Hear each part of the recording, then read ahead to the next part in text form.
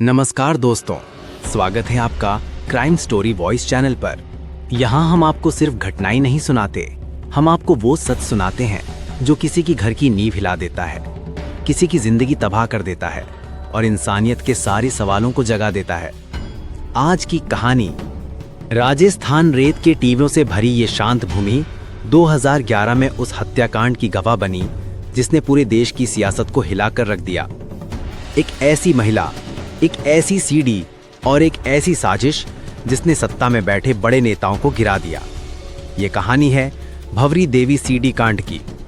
भारत का सबसे सनसनीखेज सेक्स स्कैंडल, ब्लैकमेलिंग, अपहरण और हत्या से जुड़ा मामला। भंवरी देवी हत्याकांड।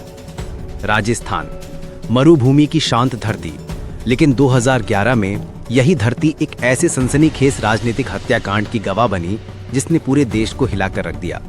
ये कहानी है भंवरी देवी की, एक साधारण नर्स जो जबरदस्त राजनीतिक षड्यंत्रों, सत्ता के खेल और क्राइम की गहरी साजिश में फंस गई।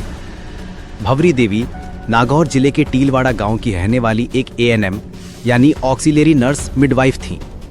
सरकारी अस्पताल में नर्स का काम गांव में डिलीवरी कराना, टीकाकरण और महिलाओं तक स्वास्थ्य सेवा पहुंचाना। भंवरी देवी खूबसूरती से बोलने वाली, मिलनसार और बहुत ही स्मार्ट महिला मानी जाती थी। यही स्वभाव उन्हें धीरे धीरे स्थानीय नेताओं के करीब ले गया।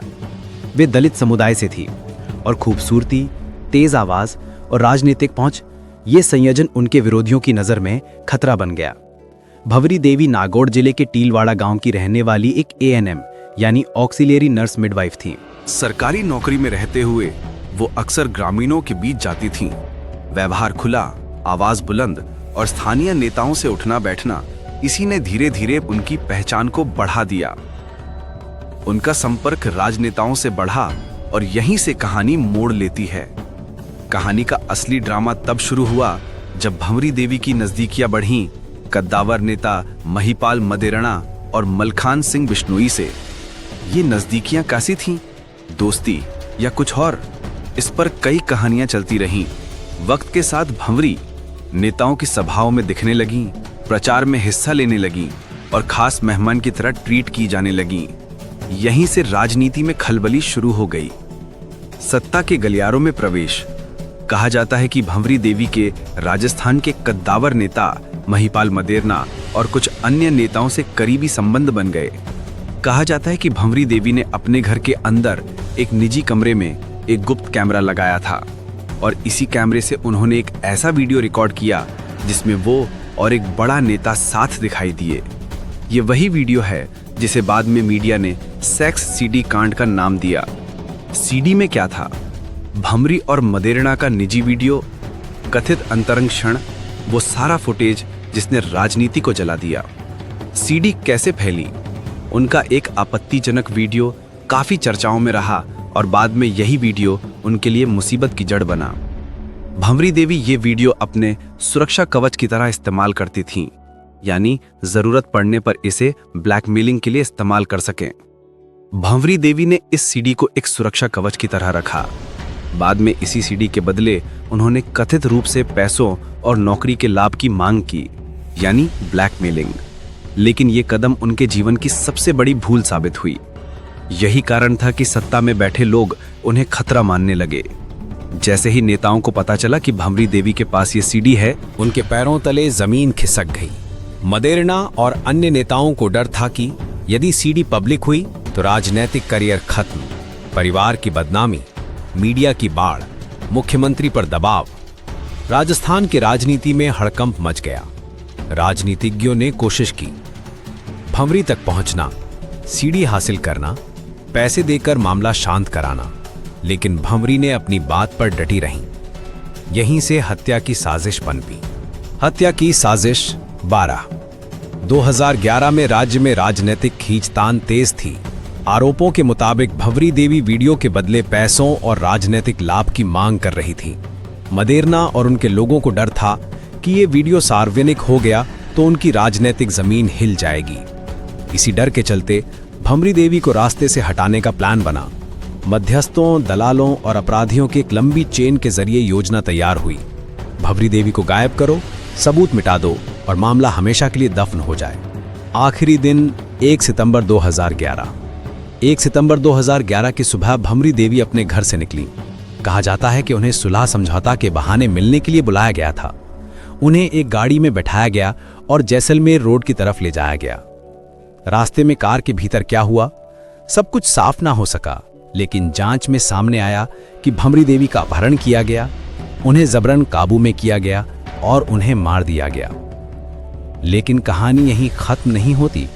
जो हुआ वो रूह कांप देने वाला था। सबूत मिटाने का खौफनाक तरीका। आरोप पत्र के अनुसार हत्या के बाद भंवरी देवी का शव पहले राजस्थान के एक दूरस्थ क्षेत्र में ले जाया गया। वहां अपराधियों ने बॉडी को जलाकर मिटाने की कोशिश की।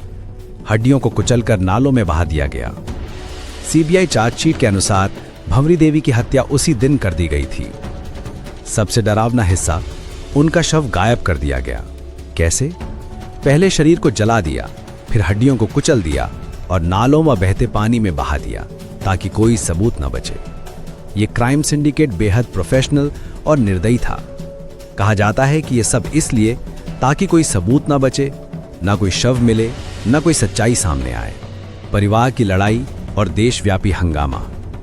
जब भंवरी देवी घर नहीं लौटी तो परिवार ने पुलिस में शिकायत की, लेकिन मामला जब मीडिया तक पहुंचा तो ये एक राष्ट्रीय मुद्दा बन गया।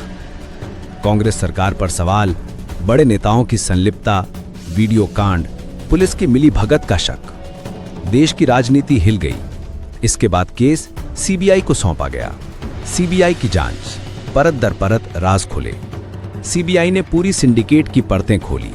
अपहरण में शामिल स्थानीय गुंडे, मध्यस्थ, राजनेताओं के रसूख और हत्याकांड का पूरा नेटवर्क।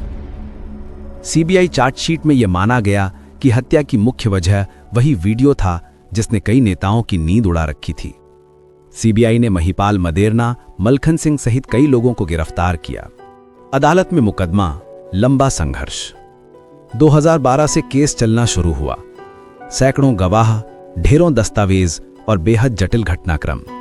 सबसे बड़ी चुनौती, भंवरी देवी का शव नहीं मिला था, लेकिन सीबीआई ने डीएनए, जलने के अवशेष, हड्डियों के टुकड़े, गवाहों की गवाही के आधार पर केस को मजबूत बनाया।